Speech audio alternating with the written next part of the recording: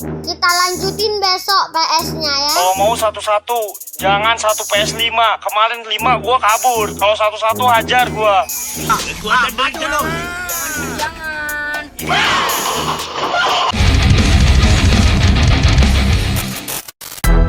Gimana kabarnya hari ini cuy? Semoga kalian sehat selalu, amin. Baru aja Mimin buka HP, ketemu berita tradisi pacu jalur diklaim negara tetangga setelah viral. Waduh, tenang cuy, gak usah langsung emosi ya. Faktanya pacu jalur ini udah resmi terdaftar sebagai warisan budaya Indonesia. Jadi gak perlu kepancing apalagi saling hujat. Aduh jangan ya. Tapi nih ya, kalau negara lain mau klaim budaya dari Indo, mendingan klaim budaya yang gak pernah punah ya. Kayak korupsi, pungli, sonhorek atau lainnya. Kalau kalian mau nambahin silahkan cuy. Yakin deh ya kalau itu yang diklaim, netizen Indonesia pasti ikhlas malah kasih bonus. Oh ya cuy, siapin cemilan, rebahin badannya, dan jangan lupa push like-nya dulu nih ya, karena kali ini ada banyak kejadian menghebohkan yang baru-baru ini terjadi. Apa aja? Yuk langsung aja kita mulai videonya. Let's go. Dari sekian banyak perguruan silat di Indonesia, ada satu dari Jawa Timur yang lagi-lagi nyita perhatian. Bukan karena prestasinya, tapi karena momen randomnya yang bikin warganet mencak-mencak cuy. Jadi gini, akun media sosial Unboxing Japan lagi sering banget nge-share momen-momen unik dari perguruan ini. Dari latihan tempat umum sampai yang paling bikin warga Jepang geleng-geleng kepala. Bayangin ya, spanduk segede gaban dibentangin oleh oknum dari perguruan tersebut di jembatan negeri orang. Ya mereka tuh kayak lupa gitu cuy. Kalau di negeri orang ada yang namanya norma dan aturan yang harus dijaga. Bukan cuma jurus doang yang dipamerin.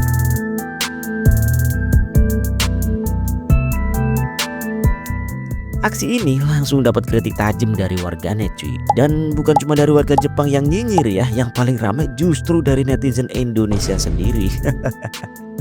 Mungkin mereka udah paham sama tingkahnya ya. Dan kabarnya nih ya, kejadian ini udah 3 tahun yang lalu dan baru viral sekarang cuy.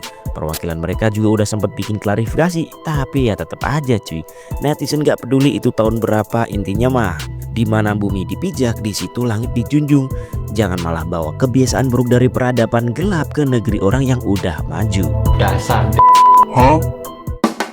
Dan Mimin ngomongin begini ya bukan cuma buat kasus si pesilat ini aja cuy, tapi buat semua kelakuan WNI yang belakangan ini jadi sorotan pemerintah Jepang. Berita yang masih hangat kali ini, ada WNI yang ditangkap karena merampok juga cuy.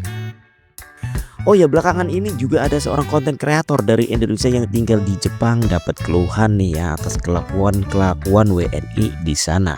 Nih cuplikannya.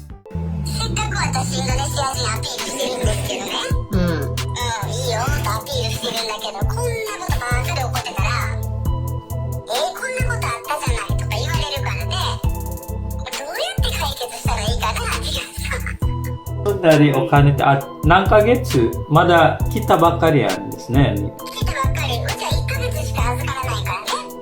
あれは許せないね。そうするとほら他のインドネシア人にも迷惑かかるでしょ。そうですね。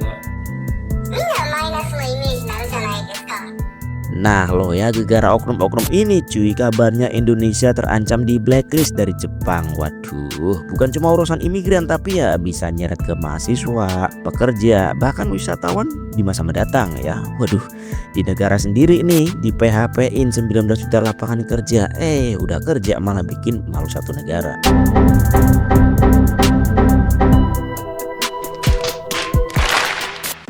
Oh iya cuy, ngomongin bela diri nih ya, Mimin mau kasih apresiasi dulu nih sama Bang JK Saragi yang udah bawa nama Indonesia sampai ke ranah UFC. Ya walaupun nih ya doi di fight terakhirnya KO dalam 28 detik, tapi tetap lebih membanggakan yang ini ya daripada yang suka bentangin bendera di tempat umum itu ya cuy.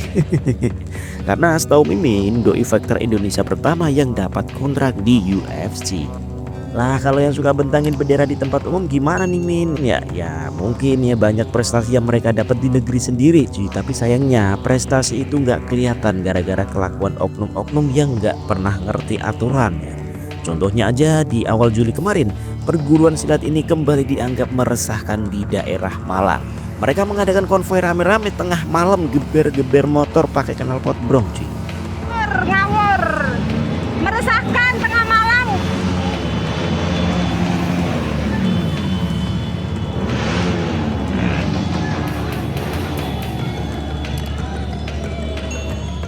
Ya, dan dari sinilah kejadian tragis terjadi cuy.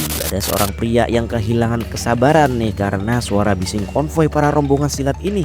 Dan kabarnya dari insiden ini cuy, satu pendekar ini gugur dan 2 lainnya terluka gara-gara si mas-mas ini ya. Dan sebenarnya semua ini tuh bisa dicegah ya kalau dari awal ada rasa hormat dan tanggung jawab dari rombongan ini. Karena bela diri sejati bukan soal pengakuan tapi soal pengendalian. Gimana menurut kalian cuy? Komen aja di bawah. Ngawur, meresahkan tengah malam.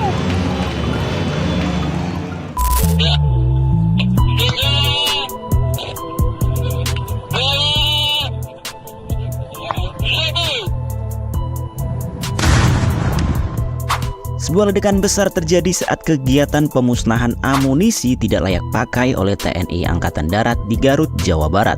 Yah, berita ini ramai banget di kalangan warganet karena insiden ini mengakibatkan 4 anggota TNI Angkatan Darat dan 9 warga sipil tidak terselamatkan cuy. Dan info yang Mimin dapat dari beberapa artikel nih ya, keterlibatan warga sipil ini karena mereka memang ikut dipekerjakan resmi, bukan seperti asumsi publik yang beredar belakangan ini cuy. Katanya warga nyari-nyari sisa amunisi.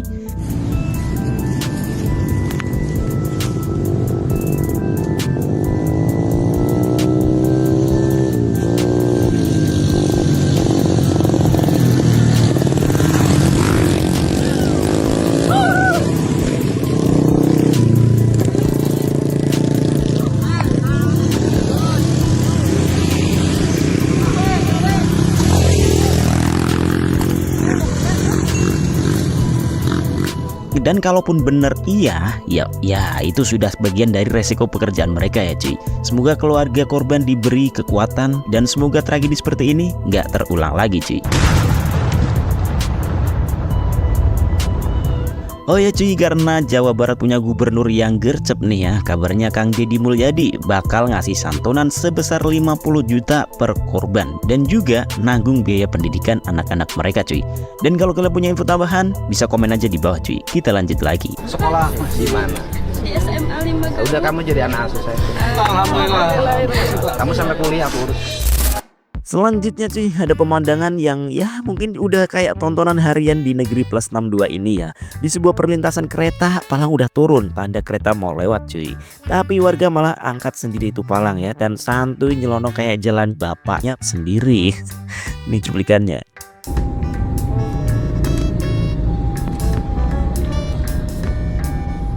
Iya, yuk.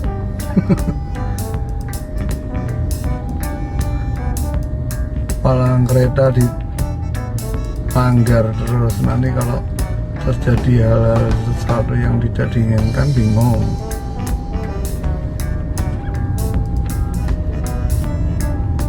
Manusia ki repot apa nah. Yesus ndablek.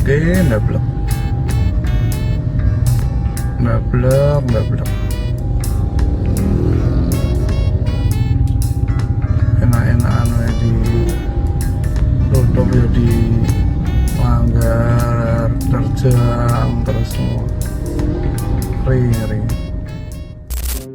Berikutnya pemandangan yang sudah biasa kita lihat di Jakarta pas jam sibuk cuy. Kita nggak bahas bapak-bapak ini ya cuy. Helm ninja, naik motor Supra. Tapi pemotor yang lebih memilih lewat trotoar ketimbang jalan raya. Padahal kalau dilihat-lihat jalanan nggak macet-macet amat cuy. Tapi ya mungkin mereka ini trauma sama jalan raya ya. Takut disalip mantan atau mungkin dikejar debt collector. Nggak tahu juga sih ya. Nih videonya.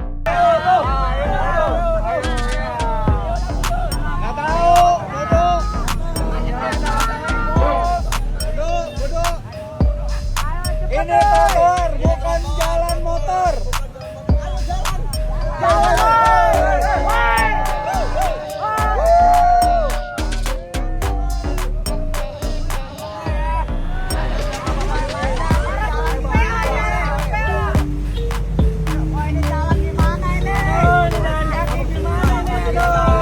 Aduh,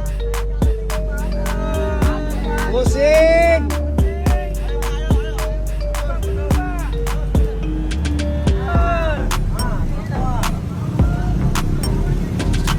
Makanya Pak, kalau sekolah itu masuk sampai dalam sekolah, jangan di gerbang doang. Jadi nggak bisa bedain dia trotoar sama jalan raya.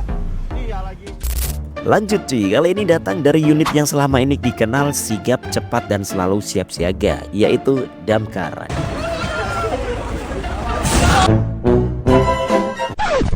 Dan kali ini mereka kembali menunjukkan kepedulian yang luar biasa cuy. Dalam sebuah video terlihat satu mobil LCGC merah yang terlalu santuy di depan kendaraan damkar yang lagi melaju dalam mode darurat. Nah, karena suara sirine merdu damkar kurang efektif membuat pengemudi LCGC ini menepi cuy. Akhirnya terpaksa petugas dorong dengan penuh perasaan cuy. So sweet banget ya damkar kita.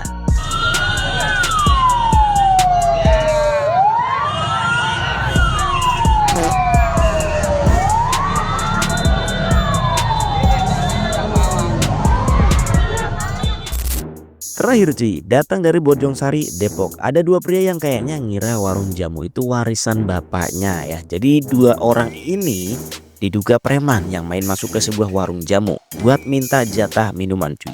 Infonya mereka ini minta 2 botol, udah dikasih malah minta lebih. Nah, pas dijelasin sama penjaga warung kalau mau lebih harus nunggu pemiliknya. Pria bertopi putih ini ngamuk cuy. Doi semakin gak terkontrol, mulai dari naik ke etalase sampai aksi lempar botol. Nah, untungnya ada ibu-ibu yang datang dan memberanikan diri untuk menghentikan aksi ini cuy.